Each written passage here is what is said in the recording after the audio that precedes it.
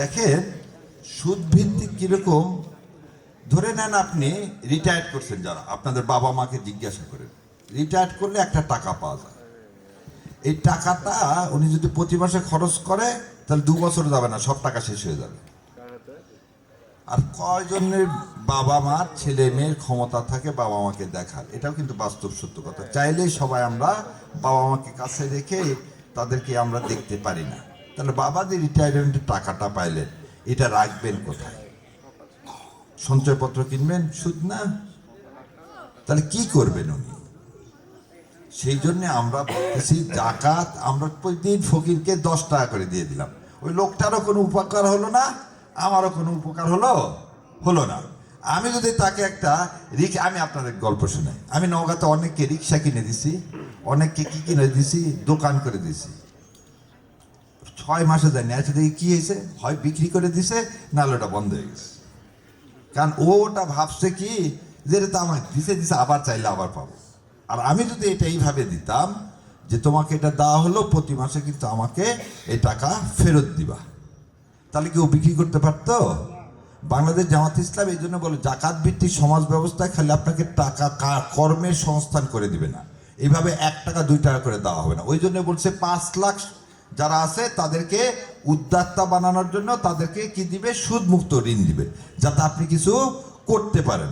আর আপনি যখন করতে পারবেন এবং দায়বদ্ধ থাকবে ফেরত দেওয়ার, তখন কি তার আপনি এভাবে মেরে খাবেন না। সেই জন্য সুদের আরো একটা জিনিস শোনেন, যখন সবাই মিলে এখানে যতজন আছেন 1 টাকা করে দেন, তাহলে কত টাকা হবে? অনেক টাকা হবে। সেখান থেকে কিছু করা সম্ভব। আর যদি সবাই আলাদা আলাদা করে 1 টাকা করে দেন, কিছু করা সম্ভব? জাকাত ভিত্তিক সমাজ ব্যবস্থা হলে সরকারের কোষাগারে আপনাকে জাকাত জমা দিতে হবে। তাহলে আমাদের প্রায় 2.5 থেকে 3 লক্ষ কোটি টাকা আসবে বছরে। আমাদের বাজেট হচ্ছে 7 লক্ষ কোটি টাকা। তার অর্ধেকই আপনার জাকাত থেকে চলে আসবে।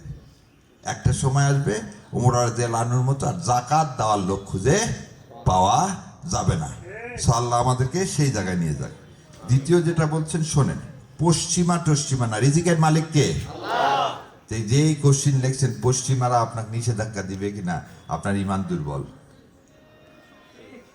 না খেয়ে থাকবো তবু আল্লাহ ছাড়া অন্য কারো কাছে মাথা নত করবো না, কারণ রিজিকের মালিক তো তাই।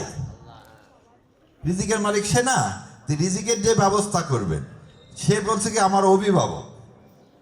তওবার 51 নম্বর আয়াতে আল্লাহ বলতেছে আল্লাহ হচ্ছে সর্বশ্রেষ্ঠ অভিভাবক। তাহলে যে সর্বশ্রেষ্ঠ অভিভাবক, তাকে আপনি তার কাছ থেকে আর কি চাওয়ার দরকার আপনার কাছে? তাহলে আপনি পশ্চিমা আমেরিকা আপনাকে কি দিবে? দিল্লি আপনাকে কি দিবে? কিছু দিতে পারে? আমাদের এই যমুনা নদী শুকায় দিতে পারে, কিন্তু নদীতে পানি দিতে পারে না। পানি একমাত্র আল্লাহ দিতে পারে, সেটা বৃষ্টির মাধ্যমে, তাই কি না? এটা আপনার এই বিলের নাম কি? রক্ত দোয়া বিল না কি যেন ছিল না এই বিল? আপনার মধ্যে ওখানে নৌকা ঘোরেন, আমরা নৌকা না, ওখানে আমরা হেঁটে গেছি, ওখানে তো রাস্তা টাস্তা কিছু ছিল না, ওখানে মাছ ধরছি, সব কিছু করছি। কথা হচ্ছে যে এই বিলের সৃষ্টি করলো কে? আল্লাহ। তো পানি না দিলে কি বিল হতো? না। তাহলে পশ্চিমা আমাকে কি দিবে? পশ্চিম দিকে একমাত্র কাবা, যেটা আমাকে জান্নাতে নিয়ে যেতে পারে, যেটা ইনসাফ কায়েমের প্রতীক। আর কারো প্রশ্ন? অডিয়েন্স থেকে কোনো প্রশ্ন আছে? ধন্যবাদ আপনাকে। এটা একটা ভুল কনসেপশন। আল্লাহ সুবহানাহু ওয়া তাআলা কোরআনে বলছেন কি কি হবে। ধরে নেন কেউ জেনাকারীকে কি দেওয়া হবে? মৃত্যুদণ্ড দেওয়া হবে। পাথর মেরে সেই সময় মৃত্যু দেওয়া হতো। কিরকম? আবার দেখেন ওই সময় কিন্তু ইসলাম কায়েম হওয়ার আগে জ্যান্তভাবে কিন্তু কন্যা সন্তানদেরকে মাটিতে পুঁতে ফেলে দেওয়া হতো। এটাকে বলা হয় ক্যাপিটাল পানিশমেন্ট। কি বলা হয়? Capital punishment. আমাদের ভারত উপমহাদেশে প্রথম মুসলিম আইন মানে সংকলন করে গেল হচ্ছে বাদশাহ আলমগীর। তার নাম হচ্ছে ফতুয়ায়ে আলমগীর, যাকে আপনারা আওরঙ্গজেব নামেও জানেন। সো ওখানে ক্যাপিটাল পানিশমেন্ট মানে কি? চুরি করলে হাত কেটে দিতে হবে। এই যে বললেন না, এর আগে আবার অনেকগুলো কথা আছে। কি কি কথা আছে? কেন ও চুরি করতেছে এটা আগে বন্ধ করতে হবে। তা আমি ওই কথা না করে, পেটের দায় সবার আগে বাবা। ক্ষুধা থাকলে ধর্ম কেন, এগুলো ভালো কথাও ভালো লাগবে না। তাহলে মানুষ যাতে কয়জন আপনি বলেন যে আল্লাহ বলছে প্রতিদিন সকালবেলা 40 ঘরের মধ্যে কেউ অনাহারে আছেন, এইটা আপনার খোঁজ না হয়। এখানে একজনও বলেন তো খোঁজ দিচ্ছেন? আমি শুদ্ধ আমি নিয়ে নিতে আজ সকালে কেউ নিনি। তাহলে আল্লাহ যে বিধান বলছে 40 বাড়ির মধ্যে যদি কেউ অভাবগ্রস্ত না থাকে, সেটা যদি আমি করে দিতে পারি। দ্বিতীয় কথা, জেলখানায় যেসব ভাইরা গেছেন, আমার মনে হয় জেলখানায় থেকে বলবে হাত কেটে দেওয়া ভালো, তার জেলের মধ্যে থাকা ভালো না। তার মানে কি, এটা হচ্ছে ক্যাপিটাল পানিশমেন্ট, পিনাল কোড। ঠিক ওইভাবে মানুষকে হত্যা করলে কেসাসের আছে না ইসলামের বিধান, আমাদের এখানে কি আছে যে না, মানুষকে হত্যা করলে যদি সেটা প্রমাণ হয় তার ফাঁসি হবে। আর ফাঁসি গলা কেটে দিচ্ছেন না দড়িতে ঝুলায় দিচ্ছেন, কনসিকুয়েন্সটা কি সেম না?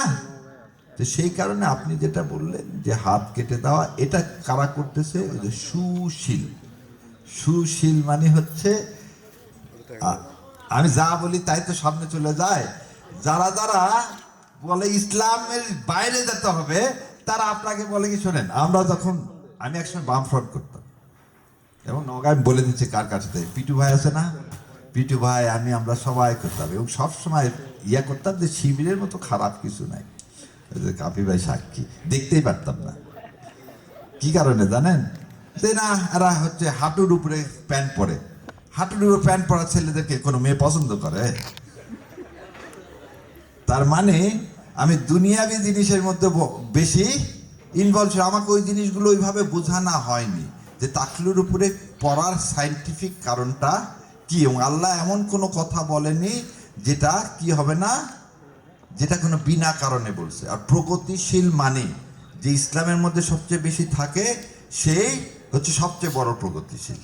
সো এই যে প্রগতিশীলের কথা আমরা ভাবতেছি, এই প্রগতিশীল আপনাকে জাহান্নামে নিয়ে যাবে। এই প্রগতিশীল ওই ইনসাফ রাষ্ট্র কায়েম করবে না।